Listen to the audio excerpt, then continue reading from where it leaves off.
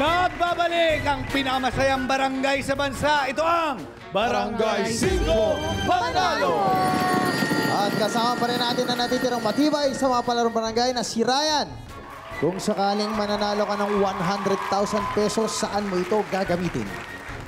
Para po sa unang-una po para po sa pamilya ko, siyempre po. Tapos po yung iba naman po, itutulong ko po ito sa mga estudyante po na gustong matuto sa arts. Kasi po, sa ngayon po, dati po nagtuturo po kami ng mga arts sa mga kabataan. Tapos, ngayon po, nawala po yung pinaka-head namin, namatay po. Hindi na po natuloy. Kaya gusto ko pong ipagpatuloy ngayon, tapos bibigyan ko po sila ng konting materials para po matuto po silang mag-painting or about sa arts po. Ayan. Kumbaga, ikaw na ngayon ang bagong, magiging mentor nila. Oo, maganda nung tinuloy mo, no? Hindi ka kailangan sabihin na ituloy, di ba? Gaano ka-importante ba magturo sa mga bata?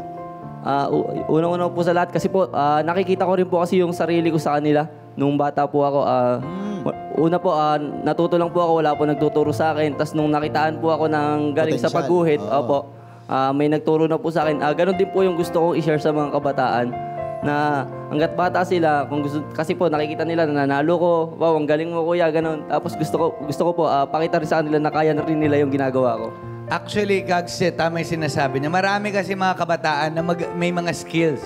Kumbaga, kailangan lang meron tutulong sa kanila para ma-enhance yun. Totoo. Kumbaga, yung mga techniques, yung para mas lumawak pa yung kaalaman nila doon sa art. It only takes one person to discover your skills, di ba? Anong mensahe mo? Ito kasi nakaka-relate ako. Anong mensahe mo sa mga magulang na nakitaan ng potensyal ng kanilang anak sa arts? Yun po, suportahan lang po nila yung mga anak po nila na gustong matutong mag-arts.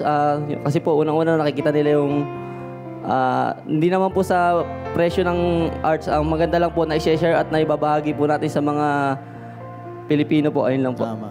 Ako, ma-share ko lang dati kasi parang academic tawag dito, okay yung academic skills ko nung nag-aaral ako. Tapos nung nag-stop ako sa pag-aaral, nag-theater actor ako. Nasabihan ako ng isa sa mga matatanda sa amin na, ito si Gerald, sayang to matalino, tapos nag-chetter na lang. Oo. Alam mo yung gano'n, siyempre, imbes na i-discourage natin, hanapin natin kung ano ba yung gusto ng bata at kung may mangyayari ba. Diba? Supportahan. Diba? Sabi nga nung isa sa mentor namin, si Direk Chris Millado, love your passion and your passion will love you back. Yun. Shout out, Direk Chris. Kaya naman, good luck, Ryan. Meron ka na kaninang, may 10,000 pesos ka na kanina. Dito naman sa jackpot round, pwede mo bang paspalakihin yan at madagdagan ng 100,000 pesos? Paano nga ba lalaruin ng Barya Fiesta? Queen at SK? Akala mo play nyo na yan. Hakutin na ang aming handa dahil simula na ang Barya Fiesta! Sa jackpot round, kailangan lang maghakot ng barya at ilagay sa timbangan. Kapag umabot 15 kilos or more sa loob ng 1 minuto, panalo ka ng 100,000 pesos! Ito na ang pinakahihintay na jackpot round. Kaya humanda na sa hakutan dahil Barya Fiesta na!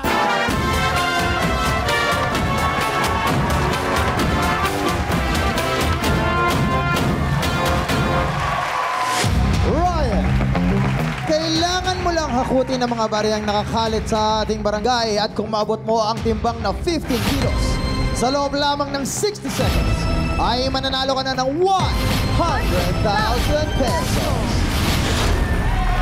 Paalala na sa'yo, bawal mo na daputin at pulutin ang mga nahuhulog na barya sa sahig. Kaya kapag ready ka na, parang game na! 1, 2, 3, 4, 5! Dakutin mo! Yan, okay. Okay, yan. Damihan mo! Dahan-dahan lang. 1.2 kilos! Yan! Marami yan! Ganyan lagi. Okay. Okay, meron ka na 3.6 kilos. Go, Ryan. Yan! Yan! Ganyan lagi. Ayan, okay. 6.2 kilos. 30 Yan. seconds. Ganyan lang, Okay, ganyan lang. ingat. Dandan! Yon, okay, ito na. Make sure walang 8.4 matatapon. kilos. Okay, yan. Okay. 20 seconds. Ay, ito. 9.9 kilos. Balikan mo kagad yung mga marami. Okay. Kailangan mo Sige, 15 buhayin kilos. mo. Balik Yan. agad. 10, Uy. 9, Ay, 8, 7, 6, 5, 4, 3, 2, 1. sige, sige. Oh! Oy. Naghihingalong 12.5. Correct, oo eh. Ang timbang na nahakot mong barya ay umabot lamang sa 12.58 kilos. Konti na lang, isang hakot na lang malamang yan at nakuha mo sana ang 15 kilos. Kaya naman hindi na panalunan ang jackpot prize. Pero meron ka pa rin 10,000 pesos kumina. Maraming salamat sa paglaro dito sa Barangay 5. Ryan Mantilla ng Barangay Lalawigan, Sambal, Bataan. Okay, Raya, ano masasali mo sa pagsali sa Barangay 5? Maraming salamat po. Nag-enjoy po ako dito sa Barangay 5 Panalo.